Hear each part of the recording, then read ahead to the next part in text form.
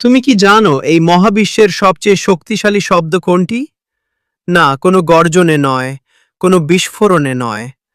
সৃষ্টির সবচেয়ে বড় শক্তি লুকিয়ে আছে এক গভীর নিস্তব্ধতায়।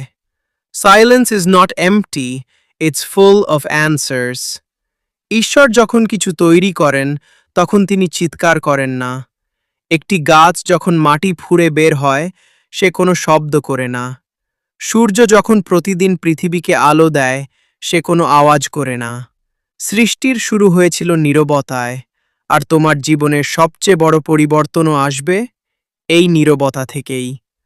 আমাদের শেখানো হয়েছে যে বেশি কথা বলে সে বেশি স্মার্ট, কিন্তু মহাজাগতিক বিজ্ঞান বা কসমিক সায়েন্স বলছে উল্টো কথা।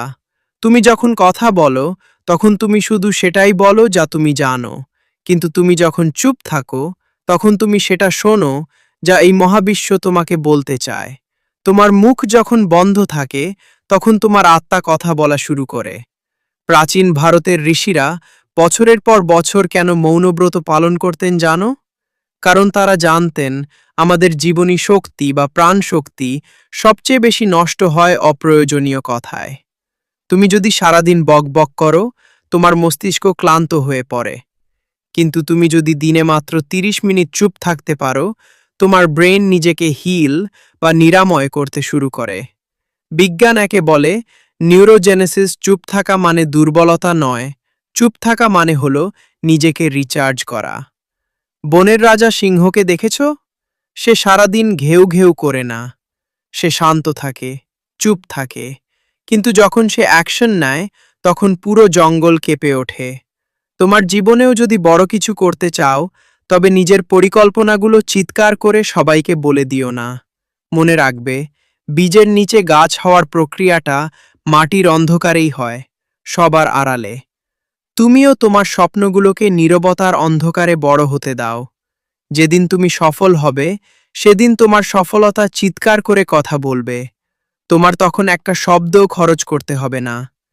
ঈশ্বর বা ইউনিভার্সের সাথে কানেক্ট হওয়ার পাসওয়ার্ড হলো সাইলেন্স। তুমি যখন প্রার্থনায় বা ধ্যানে বসবে, তখন শুধু নিজের অভাবের কথা বলো না, একটু চুপ করে শোনো। হয়তো ঈশ্বর তোমাকে উত্তরটা তখনই দিচ্ছেন, কিন্তু তোমার নিজের মনের কোলাহলে তুমি তা শুনতে পাচ্ছ না। আজ থেকে একটা শপথ নাও, যখন কেউ তোমাকে অকারণে অপমান করবে, তুমি চুপ থাকবে। যখন তোমার সময় খারাপ যাবে, তুমি চুপ থাকবে। তর্ক করে শক্তি নষ্ট করবে না, শুধু মুচকি হেসে নীরব থেকে যাবে। দেখবে, তোমার এই নীরবতা শত্রুর মনে ভয় ধরিয়ে দেবে, কারণ তারা তোমার পরবর্তী পদক্ষেপ বুঝতে পারবে না। শব্দ তোমাকে মানুষের কাছে পৌঁছাতে সাহায্য করে, কিন্তু নীরবতা তোমাকে ঈশ্বরের কাছে নিয়ে যায়। নিজেকে শক্তিশালী বানাও। নিজের ভেতরে এক গভীর মহাসাগর তৈরি করো, যা বাইরের ঝড়েও শান্ত থাকে। আজকের দিনটি শুরু করো ১০ মিনিটের নীরবতা দিয়ে। দেখবে, তোমার ভেতরের জগৎটাই বদলে গেছে। মনে রেখো, যারা চুপ থাকতে জানে, তারাই একদিন এই পৃথিবীকে শাসন করে।